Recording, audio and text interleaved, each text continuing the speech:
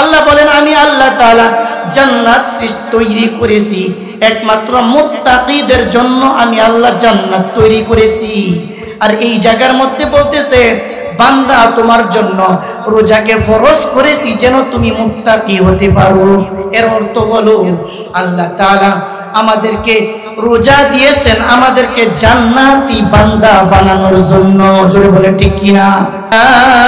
আসসালাম ইন্নাল্লাহা ওয়া মালাইকাতাহু ইউসাল্লুনা আলান নবী ইয়া আইয়ুহাল্লাযীনা আমানু সাল্লু আলাইহি ওয়া সাল্লিমু তাসলিমা। আল্লাহুম্মা সাল্লি আলা মুহাম্মাদিন ওয়া আলা আলি মুহাম্মাদ কামা সাল্লাইতা আলা ইব্রাহিম ওয়া আলা আলি ইব্রাহিম ইন্নাকা হামিদুম মাজিদ।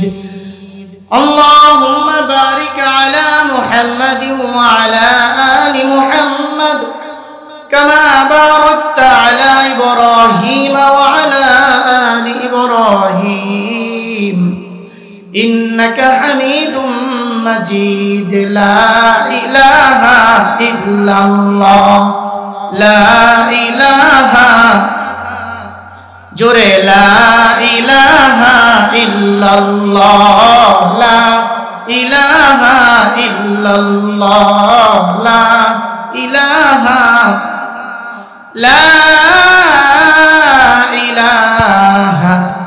ইল্লাল্লাহ মুহাম্মাদুর রাসূলুল্লাহ সাল্লাল্লাহু আলাইহি ওয়াসাল্লাম। উপস্থিত কারামাতিয়া আব্বাসিয়া হিফজুল কোরআন মাদ্রাসার পাগড়ি প্রদান উপলক্ষে আজকে ওয়াজ ও দোয়ার মাহফিলের সম্মানিত প্রধান অতিথি ডক্টর সৈয়দ মোহাম্মদ এনায়েতুল্লাহ আব্বাসি ওয়া সিদ্দিকী এবং সর্বস্তরের উলামায়ে কেরাম এবং বিভিন্ন প্রান্ত থেকে আগত ইসলাম প্রিয় দিন প্রিয় মুসলমান ভাইয়েরা ও পর্দার অন্তরালের মা ও বোনেরা, সর্বপ্রথম মহান আল্লাহ সুবহানাহু ওয়া তাআলার দরবারে সকলেই অন্তর উজাড় করে শুকরিয়া আদায় করে নেই যে মহান আল্লাহ সুবহানাহু ওয়া তাআলা পবিত্র মাহে রমাদান মাসের আজকের এই মহতি মজলিসে জান্নাতের বাগানে আসার বসার কিছু কথাবার্তা বলার শোনার তৌফিক দান করেছেন। সেই মহান আল্লাহর দরবারে সকলে অন্তর উজাড় করে শুকরিয়া আদায় করি আলহামদুলিল্লাহ। আমরা যারা ওয়াজ মাহফিলে এসেছি কেউ শারীরিক শক্তি বলে ওয়াজ মাহফিলে আসতে পারে না, ও শারীরিক শক্তি বলে মসজিদে যেতে পারে না, শারীরিক শক্তি বলে দিনের কাজে অংশগ্রহণ করতে পারে না। আল্লাহর রাসূল সাল্লাল্লাহু আলাইহি সাল্লাম বলেন قال رسول الله صلى الله عليه وسلم من يريد الله خيرا يفقهه في الدين। আল্লাহ তাআলা তার ওই বান্দাকে দ্বীন দান করেন, আল্লাহ তাআলা তার ওই বান্দাকে নেক কাজে অংশগ্রহণ করার তৌফিক দান করেন যাকে আল্লাহ তাআলা মুহাব্বত করেন, ভালোবাসেন। বলে আলহামদুলিল্লাহ।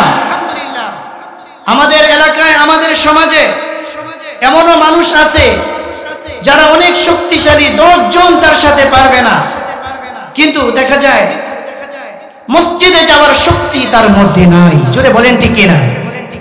আবার সমাজে এমনও মানুষ আছে যারা লাঠির উপর ভর করে চলতে হয়,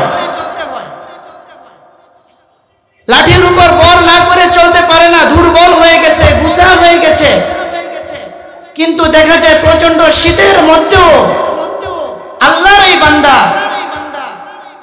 ঠান্ডা পানি দিয়া ওযু করে ফজর নামাজে সবার আগে মসজিদের প্রথম কাতারে ইমামের বরাবর উপস্থিত। জোরে বলেন ঠিক কিনা? এটা কখনোই শারীরিক শক্তি বলে সম্ভব নয়, এটা পুরোটাই ঈমানের শক্তি দিয়ে সম্ভব। জোরে বলেন ঠিক কিনা? ঠিক তেমনি ভাবে ওয়াজ মাহফিলে যারা এসেছি আমাদেরকে মহান রব্বে কারীম পছন্দ করেছেন, ভালোবেসেছেন বলেই আল্লাহ তাআলা আমাদেরকে তার রহমতের বেষ্টন করে আমাদেরকে এই জান্নাতের বাগানে আসার তৌফিক দান করেছেন। সেজন্য আরেকবার শুকরিয়া আদায় করি আলহামদুলিল্লাহ। আমি বলবো যারা এখনো মাহফিলের বাইরে আছে তারা যেন অতি দ্রুত মাহফিলের প্যান্ডেলে এসে তারাও যেন রহমত প্রাপ্ত বান্দাদের নামের সাথে তাদের নামকে যেন লেখাবার সুযোগ আল্লাহ তাআলা তাদেরকে দান করে, সকলে বলি আমিন। কোরআনে কারীম থেকে একটি আয়াতে কারিমা তেলাওয়াত করেছি, রাসূল পাক সাল্লাল্লাহু আলাইহি সাল্লামের অসংখ্য হাদিস থেকে একটি হাদিস তেলাওয়াত করেছি। যদি মহান রব্বে কারীম তৌফিক দান করে এই আয়াত এই হাদিসকে সামনে রেখে অল্প দুই একটা কথা বলবো ইনশাআল্লাহ। এই মাস মাহে রমাদান মাস। এই মাস কি মাস? মাহে রমাদান। যে মাহে রমাদান পুরোটাই রহমত, মাগফিরাত, নাজাতে বেষ্টন করে রেখেছেন মহান রব। আমাদের বুজুর্গানে কেরাম বলেন মাহে রমাদান হচ্ছে একটা ওয়াশিং মেশিন। বলে কেমন ওয়াশিং মেশিন? বলে যে 1 নম্বর রোজা দিয়া বান্দা রমাদান মাসের মধ্যে প্রবেশ করবে,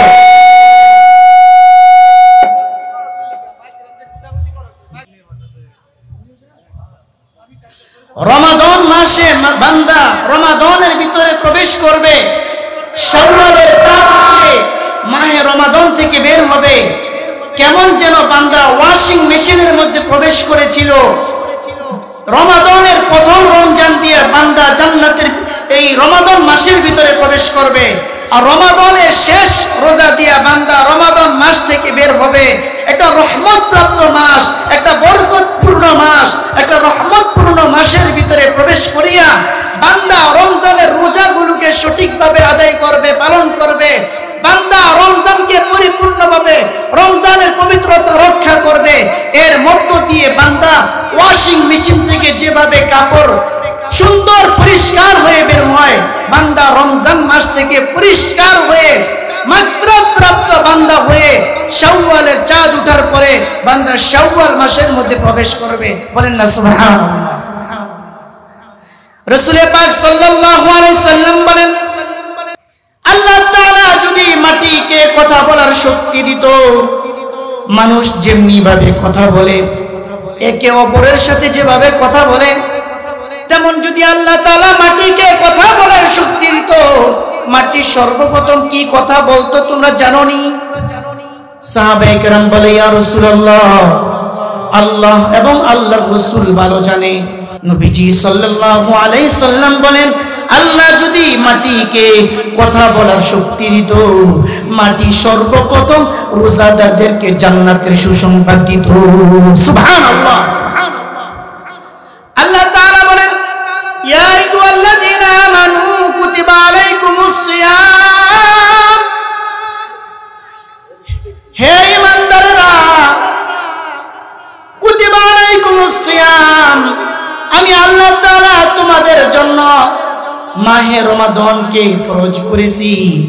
কামা কুতিবা আলাল্লাযীনা মিন ক্বাবলিকুম, যেমনি ভাবে তোমাদের পূর্ববর্তীদের জন্য আমি আল্লাহ রমজানকে ফরজ করেছিলাম। মিন ক্বাবলিকুম লাআল্লাকুম তাত্তাকুন, আল্লাহ তাআলা বলে বান্দা আমি আল্লাহ তাআলা তোমাকে মাহে রমাদান ফরজ করার পিছনে আমার একটা উদ্দেশ্য রয়েছে, মাকসাদ রয়েছে। কি উদ্দেশ্য, কি মাকসাদ? রব্বুল আলামিন বলেন লাআল্লাকুম তাত্তাকুন, যেন তুমি তাকওয়া পূর্ণ হতে পারো, যেন তুমি তাকওয়া অর্জন করতে পারো। অন্য আয়াতে আল্লাহ বলেন উইদ ওয়া জান্নাতুন উইদ্দাত লিল মুত্তাকিন ওয়া জান্নাতুন আরদুহাস সামাওয়াতু ওয়াল আরদু উইদ্দাত লিল মুত্তাকিন। আল্লাহ বলেন আমি আল্লাহ তাআলা জান্নাত সৃষ্টি তৈরি করেছি, একমাত্র মুত্তাকিদের জন্য আমি আল্লাহ জান্নাত তৈরি করেছি। আর এই জায়গার মধ্যে বলতেছে বান্দা তোমার জন্য রোজাকে ফরজ করেছি যেন তুমি মুত্তাকি হতে পারো। এর অর্থ হলো আল্লাহ তাআলা আমাদেরকে রোজা দিয়েছেন আমাদেরকে জান্নাতি বান্দা বানানোর জন্য। জোরে বলে ঠিক কিনা? আমাদেরকে আল্লাহ তাআলা মাহে রমজানের রোজাকে ফরজ করেছেন আমাদেরকে জান্নাতি বান্দা বানানোর জন্য। আল্লাহ আমাদের জন্য রোজাকে ফরজ করেছেন। নবীজি সাল্লাল্লাহু আলাইহি সাল্লাম বলেন, আল্লাহ তাআলার নিকট জান্নাতি বান্দা বান্দীদের মুখের দুর্গন্ধ আল্লাহর নিকট মেশক আম্বরের চেয়ে অধিক প্রিয়। জান্নাতি বান্দারা রোজাদার বান্দাদের মুখের দুর্গন্ধ আল্লাহ পাকের নিকট হলো মেশক আম্বরের চেয়ে প্রিয়। নবীজি সাল্লাল্লাহু আলাইহি সাল্লাম বলেন, আল্লাহ তাআলা রোজাদারদেরকে নিজের বন্ধু বলে ঘোষণা দিয়ে দেয়। কেমন বন্ধু বলে দিয়ে দেয়? যেমন দুনিয়ার চলার পথে আমরা যেমনি ভাবে কাউকে নিজের নামের সাথে মিল পাই।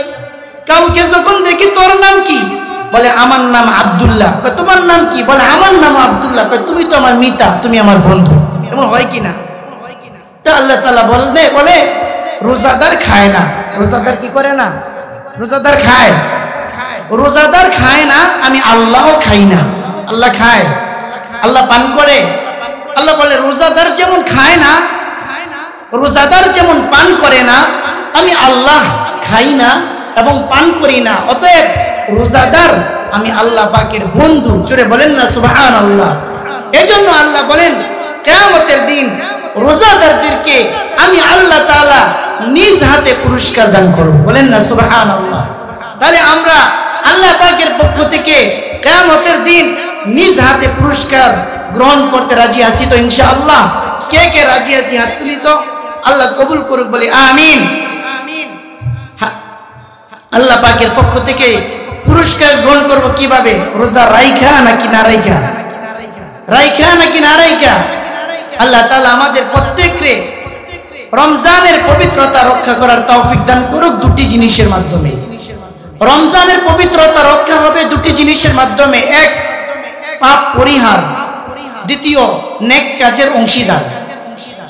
বলেন কয়টি কাজের মাধ্যমে রমজানের পবিত্রতা রক্ষা হবে?